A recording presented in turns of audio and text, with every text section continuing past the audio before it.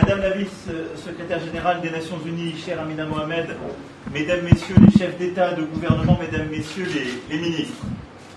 D'abord, je voulais vous remercier pour vous être rendus disponibles aujourd'hui, avoir répondu présents si nombreux en un temps record à cette conférence internationale de soutien à Beyrouth et au Libanais.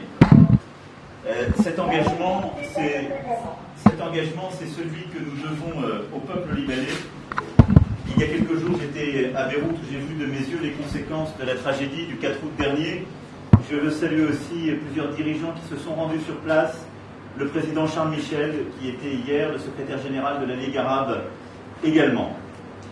Beyrouth était déjà une ville éprouvée, elle est aujourd'hui touchée en plein cœur, avec un peuple fort et souverain qui pleure ses morts, exprime sa colère et veut relever la tête. Et je veux ici dire, au nom de nous tous, le soutien que nous apportons aux familles, aux proches des victimes, ainsi qu'à tous ceux qui, en ce moment même sur le terrain, soignent, portent secours, font face en première ligne aux urgences et aux conséquences de la tragédie du 4 août. Notre rôle à tous est d'être là à leur côté, aux côtés de Beyrouth et du peuple libanais. Et c'est pourquoi je tiens à vous remercier tout particulièrement pour votre présence. Je salue la présence du président Trump qui a tenu, malgré le décalage horaire, à être là en personne. Nous avons eu l'occasion d'échanger il y a 2 jours. Mais il y a des chefs d'État et de gouvernement de tous les continents qui sont autour de la visio pour apporter leur soutien. Les Nations Unies ont établi clairement, dans un document qui vous a été communiqué, les besoins du peuple libanais. Premièrement, la santé.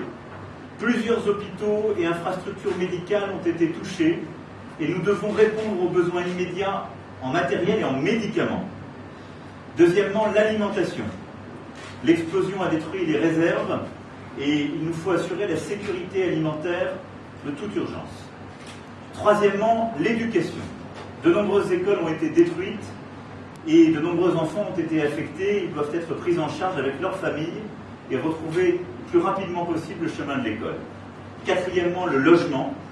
Des centaines de milliers de personnes sont aujourd'hui à la rue, plus de 300 000 selon les derniers chiffres, et nous devons leur apporter assistance pour l'hébergement, la reconstruction d'urgence, avec là aussi des besoins très concrets. Dans un pays qui, je le rappelle, est touché par la crise migratoire compte tenu de la guerre en Syrie, tout comme la Jordanie et la Turquie. Je salue la présence du roi de Jordanie également autour de cette visio. Et ce sont des pays qui ont eu à vivre une crise profonde ces dernières années.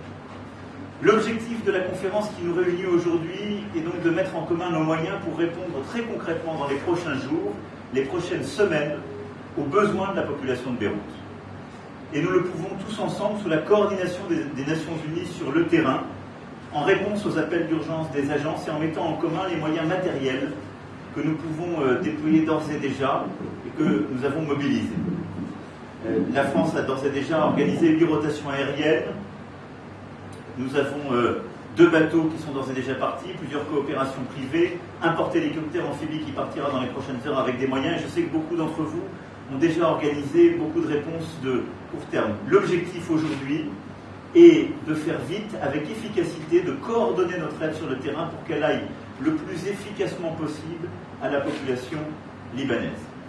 Cette offre d'assistance inclut également un soutien à une enquête impartiale, crédible, indépendante, sur les causes de la catastrophe du 4 août. C'est une demande forte et légitime du peuple libanais. C'est une question de confiance. Et les moyens sont disponibles et doivent être mobilisés. Et je remercie toutes celles et ceux qui sauront répondre aux demandes des autorités libanaises. Aujourd'hui, nous allons, j'en suis convaincu, adresser ensemble un message clair de soutien au Liban, à nos amis libanais, pour leur dire que nous sommes là tous ensemble pour faire face aux conséquences de la tragédie. Je le disais, le président Trump est mobilisé, plus de 15 chefs d'État et de gouvernement, de nombreux ministres, quand les chefs d'État et de gouvernement ne sont pas là. La Turquie et la Russie ont été aussi sollicités. La Turquie n'a pas pu se joindre à la visio, mais apportera une aide. Je suis sûr que la Russie fera de même. Israël a manifesté son souhait d'apporter une aide, je le signale ici à toutes et tous, même si les conditions géopolitiques rendent plus difficiles les choses, mais il faudra les organiser, car c'est véritablement, je crois, une conférence d'unité que nous devons organiser aujourd'hui, où malgré les divergences de vues, tout le monde doit venir en soutien au pays qu'est le Liban et à son peuple. Cette aide que nous apportons au peuple libanais, à ses dirigeants, n'est pour autant pas la fin de l'histoire. Elle implique d'abord cette organisation. Je pense que les Nations Unies y reviendront. Ce que nous devons apporter, c'est cette aide avec un monitoring très étroit des Nations Unies qui ont permis de définir les besoins, qui vont permettre de l'organiser sur place avec le soutien de la Banque mondiale. Et je salue l'implication de ces organisations et avec le soutien aussi sur beaucoup d'opérations du FMI. Il est important que cette aide puisse aller le plus vite possible aux acteurs publics, privés, aux acteurs non gouvernementaux, à la société civile, compte tenu de ses besoins d'ores et déjà évalués et le plus vite possible. Mais nous savons, et je terminerai là-dessus, nous savons tous aussi que cette tragédie a frappé un pays qui traverse depuis plusieurs mois une crise politique et économique très profonde qui n'a cessé de s'aggraver. L'explosion du 4 août a sonné comme un coup de tonnerre. Le temps du réveil et de l'action est venu. Les autorités libanaises doivent maintenant mettre en place les réformes politiques et économiques demandées par le peuple libanais et qui seules permettront à la communauté internationale d'agir efficacement aux côtés du Liban pour la reconstruction. Je leur ai dit il y a quelques jours à Beyrouth, et le président Aoun, que je salue ici, le sait. Il y a des réformes sur le secteur de l'énergie, des marchés publics, de la lutte contre la corruption. Il y a l'audit de la Banque centrale et du secteur financier à conduire, l'implication pleine et entière du FMI et de l'ensemble des acteurs internationaux. Le peuple libanais est libre, fier et souverain. Et il appartient aux autorités du pays d'agir pour que le pays ne sombre pas et pour répondre aux aspirations que le peuple libanais exprime en ce moment même légitimement dans les rues de Beyrouth.